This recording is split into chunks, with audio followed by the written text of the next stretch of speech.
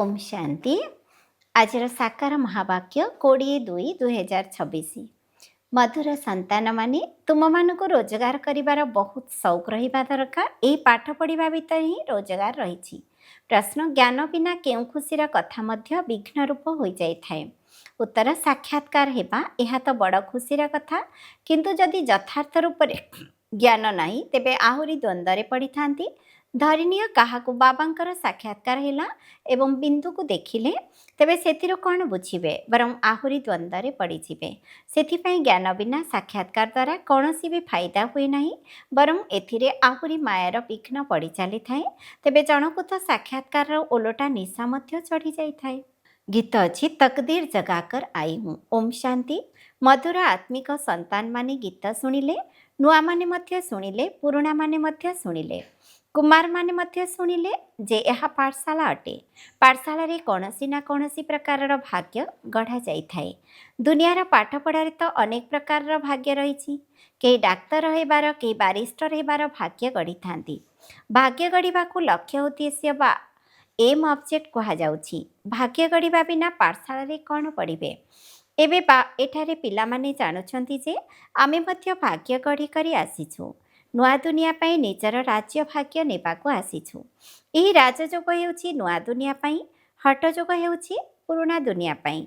सेमाने पुरुणा दुनिया पाई barrister, engineer, surgeon आदि होइथांती। से सब हेउ दुनिया विनाश होइजिब, काहेकि ना एबे पुरुणा दुनियार तो समय बहुत कम रही। यह तो विनाश होइजिब। सेमानकर भाग्य एही मृत्युलोक पाई अटे अथवा एही जन्म पाई। तुमर ही पाठ पढ़ा नुआ दुनिया पाई उद्दिष्ट। तुमे नुआ दुनिया पाई भाग्य तैयारी करी आसीछ। नुआ दुनिया रे तुमको राज्य भाग्य मिलिब। एठारे कि पढ़ाउछंती बेहदर बाबा, जहाँक ठारू ही संपत्ति मिलुछि। जेपरि डाक्तरंक ठारू डाक्तरीर ज्ञान धन पाउछंती, ताहा हेउछि एही जन्मर प्राप्ति।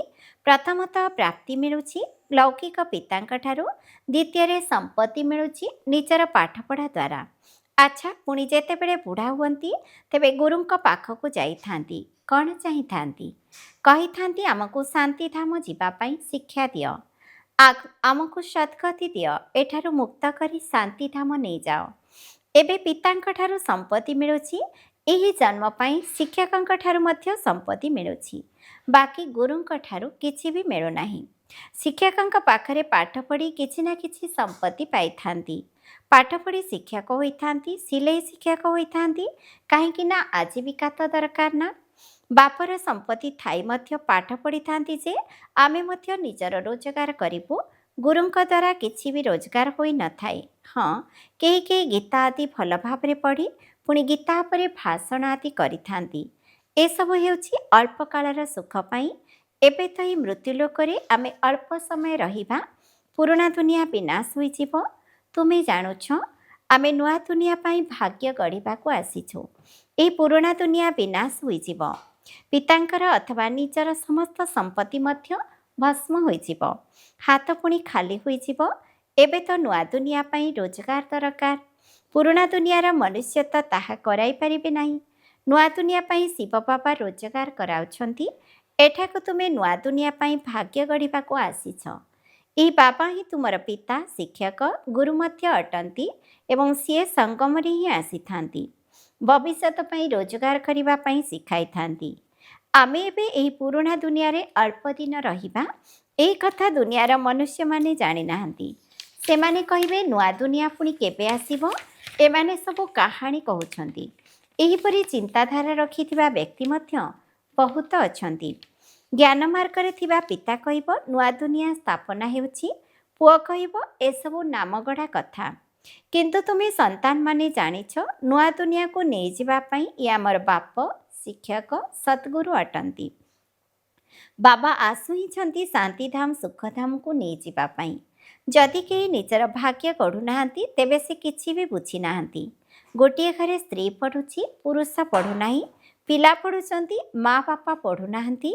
एहीपरि मध्य हेउछि। आरंभरू एठाकू पूरा कुटुंब सहित आसीथिले, किंतु मायार तोफान लागिबा द्वारा आश्चर्य भावे शुणिले, कहिले पुणी बाबांकू छाड़ी चलीगले। गायन मध्य रहिछि आश्चर्य भावे शुणुछंती। बाबांकर हेउछंती ପାଠ ପଢ଼ୁଛନ୍ତି ତଥାପି ମଧ୍ୟ ହାୟ ହାତ ଛାଡ଼ି ଦେଉଛନ୍ତି। ଡ୍ରାମାର ନିୟମ ଏହିଭଳି। ବାବା ନିଜେ ମଧ୍ୟ କହୁଛନ୍ତି, ହାୟ ଡ୍ରାମା, ହାୟ ମାୟା। ଏହା ଡ୍ରାମାର କଥା ହେଲା ନା? ସ୍ତ୍ରୀ ପୁରୁଷ ପରସ୍ପରକୁ ଛାଡ଼ପତ୍ର ଦେଉଛନ୍ତି। ପିଲାମାନେ ବାପାକୁ ଛାଡ଼ପତ୍ର ଦେଉଛନ୍ତି। ଏଠାରେ ସେ ତ କଥା ନାହିଁ।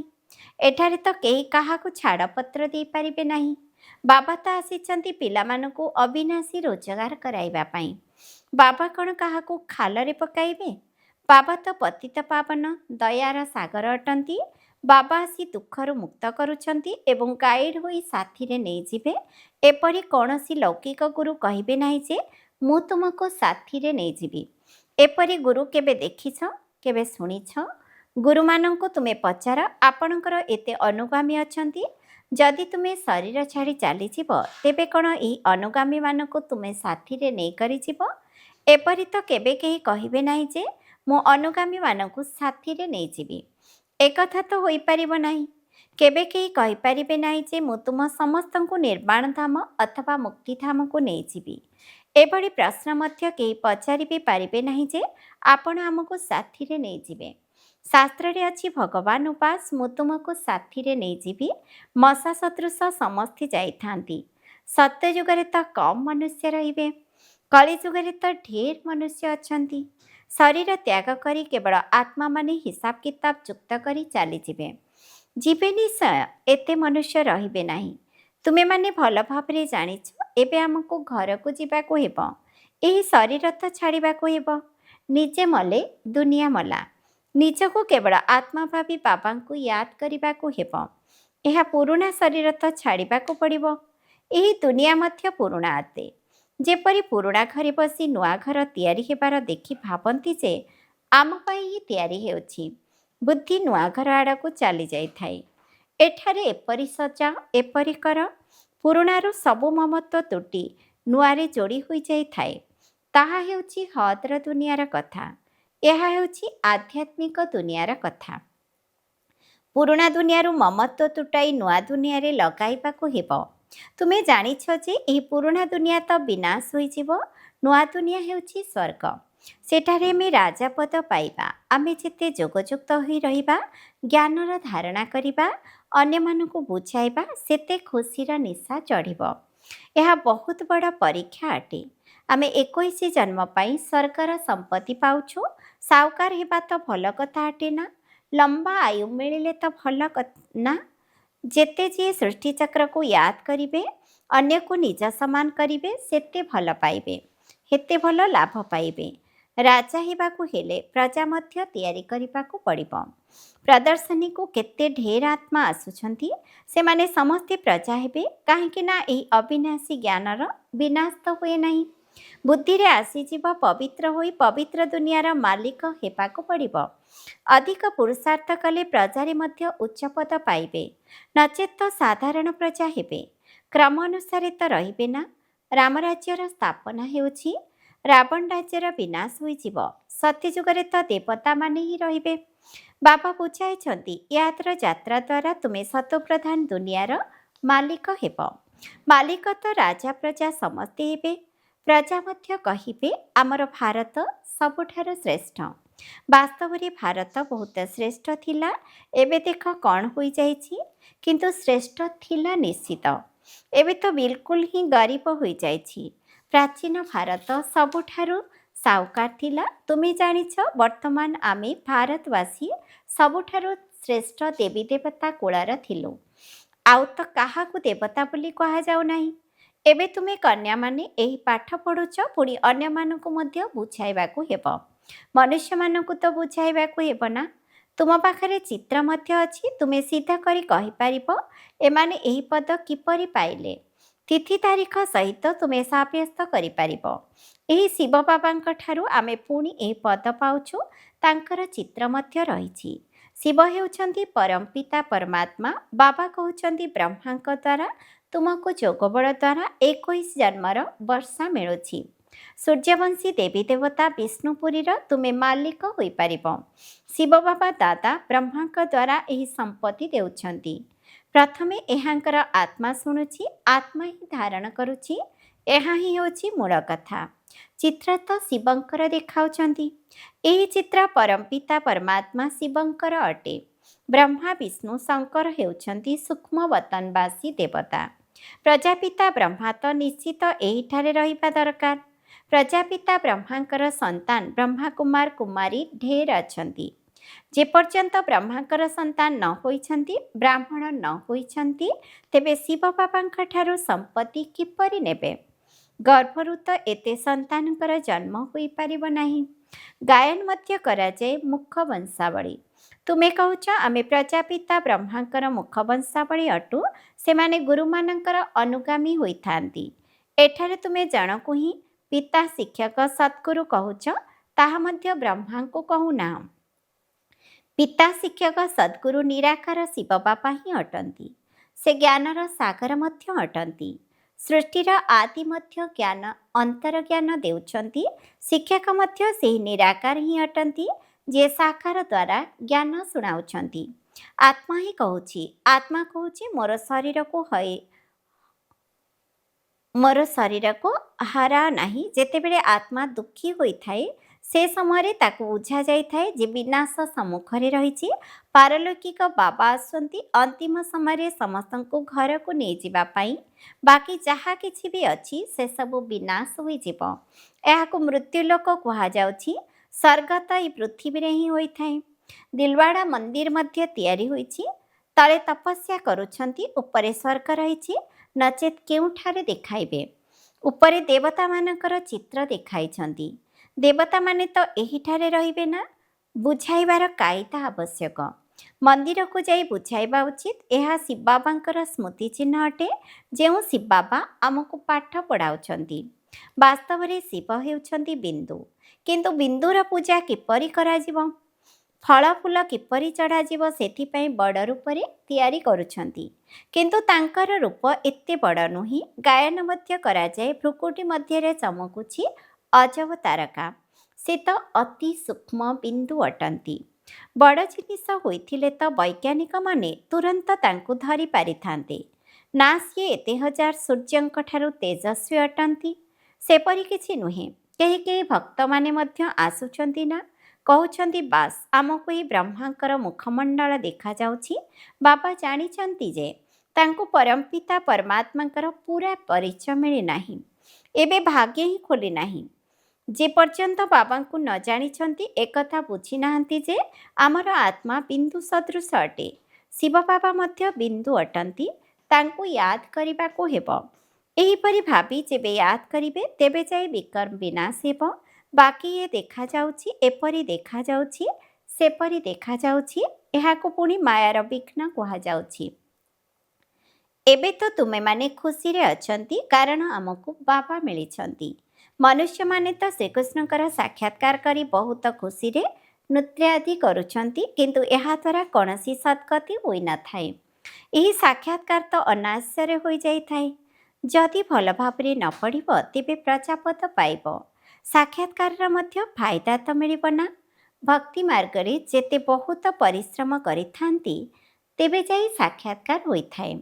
ଏଠାରେ ଟିକିଏ ପରିଶ୍ରମ କଲେ ମଧ୍ୟ ସାକ୍ଷାତକାର ହୋଇଯାଉଛି, କିନ୍ତୁ ଫାଇଦା କିଛି ନାହିଁ। ଶ୍ରୀକୃଷ୍ଣପୁରୀକୁ ଯାଇ ମଧ୍ୟ ସାଧାରଣ ପ୍ରଜା ଆଦି ହେବେ। ଏବେ ତୁମେ ଜାଣୁଛ, ଶିବ ବାବା ଆମକୁ ଏହି ଜ୍ଞାନ ଶୁଣାଉଛନ୍ତି। ବାବାଙ୍କର ନିର୍ଦ୍ଦେଶ ହେଲା ପବିତ୍ର ନିଶ୍ଚିତ ହେବାକୁ ପଡ଼ିବ। କିନ୍ତୁ କେହି କେହି ପବିତ୍ର ବି ରହିପାରୁନାହାନ୍ତି। କେବେ କେବେ ପତିତ ମଧ୍ୟ ଏଠାକୁ ଲୁଚି କରି ଆସିଯାଉଛନ୍ତି। ସେ ତ ନିଜର ହିଁ କ୍ଷତି କରୁଛନ୍ତି, ନିଜକୁ ହିଁ ଠକୁଛନ୍ତି। ବାବାଙ୍କୁ ଠକିବାର କୌଣସି କଥା ନାହିଁ। ବାବାଙ୍କ ସହିତ ଠକାମି କରି କୌଣସି ପଇସା ନେବାର ଅଛି କି? ଶିବ ବାବାଙ୍କ ଶ୍ରୀମତର କାଇଦା ଅନୁସାରେ ନ ଚାଲିଲେ କ'ଣ ଅବସ୍ଥା ହେବ? ବୁଝାଯିବ ଯେ ୟାଙ୍କ ଭାଗ୍ୟରେ ହିଁ ନାହିଁ। ଯିଏ ପାଠ ପଢ଼ିବେ ନାହିଁ, ସେମାନେ ଆହୁରି ଅନେକଙ୍କୁ ଦୁଃଖ ଦେଇ ଚାଲିବେ। ତେଣୁ ପ୍ରଥମତଃ ବହୁତ ଦଣ୍ଡ ଭୋଗ କରିବାକୁ ପଡ଼ିବ ଏବଂ ଦ୍ୱିତୀୟରେ ପଦ ମଧ୍ୟ ଭ୍ରଷ୍ଟ ହୋଇଯିବ। କୌଣସି ବି ନିୟମ ବିରୁଦ୍ଧ କାମ କରିବା ଅନୁଚିତ। ବାବା ତ ବୁଝାଇବେ ନା ତୁମର ଚଳଣି ଠିକ୍ ନାହିଁ। ବାବା ତ ରୋଜଗାର କରିବାର ରାସ୍ତା ବତାଉଛନ୍ତି। ପୁଣି କେହି କରୁ ବା ନ କରୁ, ଏହା ସେମାନଙ୍କର ଭାଗ୍ୟ। ଦଣ୍ଡ ପାଇ ପୁଣି ଶାନ୍ତିଧାମକୁ ତ ଫେରିଯିବାକୁ ହିଁ ହେବ। ପଦ ଭ୍ରଷ୍ଟ ହୋଇଯିବ, କିଛି ବି ମିଳିବ ନାହିଁ। ଆସୁଛନ୍ତି ତ ବହୁତ, କିନ୍ତୁ ଏଠାରେ ତ ବାବାଙ୍କ ଠାରୁ ସମ୍ପତ୍ତି ନେବାର କଥା ରହିଛି। ପିଲାମାନେ କହୁଛନ୍ତି, ବାବା ଆମେ ତ ସ୍ୱର୍ଗର ସୂର୍ଯ୍ୟବଂଶୀ ରାଜପଦ ପାଇବୁ, ଏହା ରାଜଯୋଗ ଅଟେ ନା? ଛାତ୍ରମାନେ ବୃତ୍ତି ମଧ୍ୟ ନେଇଥାନ୍ତି ନା? ପାସ୍ ହେଲା ବାଲାଙ୍କୁ ବୃତ୍ତି ମିଳିଥାଏ। ଏହି ମାଳା ସେଇମାନଙ୍କର ତିଆରି ହୋଇଛି ଯେଉଁମାନେ ବୃତ୍ତି ନେଇଛନ୍ତି। ଯେତିକି ଯେତିକି ଯେଭଳି ପାସ୍ ହେବେ ସେପରି ବୃତ୍ତି ମିଳିବ। ଏହିପରି ମାଳା ତିଆରି ହୋଇଛି। ବୃତ୍ତି ନେଉଥିବା ଆତ୍ମାଙ୍କ ସଂଖ୍ୟା ବୃଦ୍ଧି ହୋଇ ହୋଇ ହଜାର ହଜାର ହୋଇଯାଉଛନ୍ତି। ରାଜାପଦ ପାଇବା ହେଉଛି ବୃତ୍ତି ପାଇବା। ଯିଏ ଭଲ ଭାବରେ ପାଠ ପଢ଼ୁଛନ୍ତି ସେ ଗୁପ୍ତରେ ରହିପାରିବେ ନାହିଁ। ବହୁତ ନୂଆ ନୂଆ ଛାତ୍ରମାନେ ମଧ୍ୟ ପୁରୁଣାମାନଙ୍କ ଠାରୁ ଆଗକୁ ଚାଲିଯିବେ। ଯେପରି ଦେଖ, କେତେକ କନ୍ୟା ଆସୁଛନ୍ତି, କହୁଛନ୍ତି ଯେ ଆମକୁ ଏହି ପାଠପଢ଼ା ତ ବହୁତ ଭଲ ଲାଗୁଛି।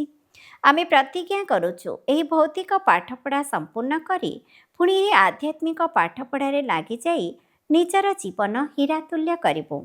ଆମେ ନିଜର ଶଯ୍ୟା ରୋଜଗାର କରି 21 ଜନ୍ମ ପାଇଁ ସମ୍ପତ୍ତି ପାଇବୁ। କେତେ ଖୁସି ହେଉଛନ୍ତି। ଜାଣିଛନ୍ତି ଯେ ଏହି ସମ୍ପତ୍ତି ଏବେ ନହେଲେ ପୁଣି କେବେ ନେଇପାରିବୁ ନାହିଁ। ପାଠପଢ଼ାର ସଉକ ରହିଥାଏ ନା? କାହାକୁ କାହାକୁ ତ ଟିକିଏ ହେଲେ ବୁଝିବାର ସଉକ ନାହିଁ। ପୁରୁଣାମାନଙ୍କର ବି ଏତେ ସଉକ ନାହିଁ ଯେତେ ନୂଆମାନଙ୍କର ଅଛି। ଆଶ୍ଚର୍ଯ୍ୟର କଥା ନା? କୁହାଯିବ ଡ୍ରାମା ଅନୁସାରେ ଭାଗ୍ୟରେ ନାହିଁ, ତେବେ ଭଗବାନ ବି କ'ଣ କରିବେ? ଶିକ୍ଷକ ତ ପାଠ ପଢ଼ାଉଛନ୍ତି। ଆଚ୍ଛା, ମିଠା ମିଠା ଶିକିଲଧି ସନ୍ତାନମାନଙ୍କ ପ୍ରତି ମାତା ପିତା ବାପଦାଦାଙ୍କର ମଧୁର ସ୍ନେହ ସମ୍ପନ୍ନ ଶୁଭେଚ୍ଛା ଏବଂ ସୁପ୍ରଭାତ। ଆତ୍ମିକ ପିତାଙ୍କର ଆତ୍ମିକ ସନ୍ତାନମାନଙ୍କୁ ନମସ୍ତେ। ଆମ ଆତ୍ମିକ ସନ୍ତାନମାନଙ୍କର ମଧ୍ୟ ଆତ୍ମିକ ପିତାଙ୍କୁ ନମସ୍ତେ, ନମସ୍ତେ, ନମସ୍ତେ। ଧାରଣା ପାଇଁ ମୁଖ୍ୟ ସାରାଂଶ: 1 ନମ୍ବର, ନିଜର ଦୁର୍ବଳତା ଗୁଡ଼ିକୁ ଲୁଚାଇବା ମଧ୍ୟ ନିଜକୁ ଠକିବା ଅଟେ। ସେଥିପାଇଁ କେବେ ବି ନିଜ ସହିତ ଠକାମି କରିବାର ନାହିଁ। 2 ନମ୍ବର, ନିଜର ଭାଗ୍ୟକୁ ଉଚ୍ଚ କରିବା ପାଇଁ କୌଣସି ବି କାଇଦା ଅର୍ଥାତ୍ ଶ୍ରୀମତ ବିରୁଦ୍ଧରେ କର୍ମ କରିବାର ନାହିଁ। ପାଠପଢ଼ାର ସଉକ ରଖିବାକୁ ହେବ ଏବଂ ଅନ୍ୟମାନଙ୍କୁ ନିଜ ସମାନ କରିବାର ସେବା କରିବାକୁ ହେବ। ବରଦାନ: ଅମୃତ ବେଳାରେ ସାହାଯ୍ୟ ବା ଶ୍ରୀମତର ପାଳନ ଦ୍ୱାରା ସ୍ମୃତିକୁ ସମର୍ଥବାନ କରୁଥିବା ସ୍ମୃତି ସ୍ୱରୂପ ହୁଅ। ଯଦି ନିଜର ସ୍ମୃତିକୁ ସମର୍ଥବାନ କରିବାକୁ ଚାହୁଁଛ ବା ସ୍ୱତଃ ହିଁ ସ୍ମୃତି ସ୍ୱରୂପ ହେବାକୁ ଚାହୁଁଛ, ତେବେ ଅମୃତ ବେଳା ସମୟର ମହତ୍ତ୍ୱକୁ ଜାଣ। ଯେଉଁଭଳି ଶ୍ରୀମତ ମିଳିଛି ସେହିଭଳି ସମୟକୁ ଭଲ ଭାବରେ ବୁଝିବା ସହିତ ସମୟ ଅନୁରୂପ କର୍ମ କର ଅର୍ଥାତ୍ ପୁରୁଷାର୍ଥ କର। ତାହେଲେ ସହଜରେ ସର୍ବପ୍ରାପ୍ତି କରିପାରିବ ଏବଂ ମେହନତରୁ ମୁକ୍ତ ହୋଇଯିବ। ଅମୃତ ବେଳାର ମହତ୍ତ୍ୱକୁ ଜାଣି ସେହି ଅନୁସାରେ ଚାଲିବା ଦ୍ୱାରା ତୁମର ପ୍ରତ୍ୟେକ କର୍ମ ମହତ୍ତ୍ୱପୂର୍ଣ୍ଣ ହୋଇଯିବ। ସେହି ସମୟରେ ବିଶେଷ ଭାବରେ ନୀରବତା ରହିଥାଏ, ସେଥିପାଇଁ ସହଜରେ ସ୍ମୃତିକୁ ସମର୍ଥବାନ କରିପାରିବ। ସ୍ଲୋଗାନ: ଯୋଗ ଏବଂ ନିଃସ୍ୱାର୍ଥ ସେବା ଦ୍ୱାରା ମାୟାଜିତ ହେଉଥିବା ଆତ୍ମାମାନେ ହିଁ ସଦା ବିଜୟୀ ଅଟନ୍ତି। ଅବ୍ୟକ୍ତେଶ୍ୱର ଏକତା ଏବଂ ବିଶ୍ୱାସର ବିଶେଷତା ଦ୍ୱାରା ସଫଳତା ସମ୍ପନ୍ନ ହୁଅ। ସଂଗଠିତ ରୂପରେ ତୁମ ବ୍ରାହ୍ମଣ ପିଲାମାନଙ୍କର ଆତ୍ମାମାନଙ୍କର ପରସ୍ପର ସହିତ ସମ୍ପର୍କର ଭାଷା ଅବ୍ୟକ୍ତ ଭାବଯୁକ୍ତ ହେବା ଉଚିତ। ଯେପରି ଫରିସ୍ତାମାନେ ବା ଆତ୍ମାମାନେ ଆତ୍ମାମାନଙ୍କ ସହିତ କଥାବାର୍ତ୍ତା କରୁଛନ୍ତି। ଏଥିପାଇଁ କାହାଠାରୁ ଶୁଣିଥିବା କାହାର ଭୁଲକୁ ସଂକଳ୍ପରେ ମଧ୍ୟ ସ୍ୱୀକାର କର ନାହିଁ, କାହିଁକି ନା କାହାକୁ ସ୍ୱୀକାର କରାଅ ନାହିଁ। ଯେତେବେଳେ ତୁମର ସ୍ଥିତି ଏହିଭଳି ହୋଇଯିବ, ସେତେବେଳେ ବାବାଙ୍କର ଯେଉଁ ଶୁଭକାମନା ରହିଛି ଯେ ଏକମତବାଲା ସଂଗଠନ ତିଆରି ହେଉ, ତାହା ବାସ୍ତବିକ ରୂପରେ ସାକାର ହୋଇପାରିବ ଏବଂ ତୁମମାନଙ୍କ ଦ୍ୱାରା ବାବା ପ୍ରତ୍ୟକ୍ଷ ହେବେ। ଓମ୍ ଶାନ୍ତି।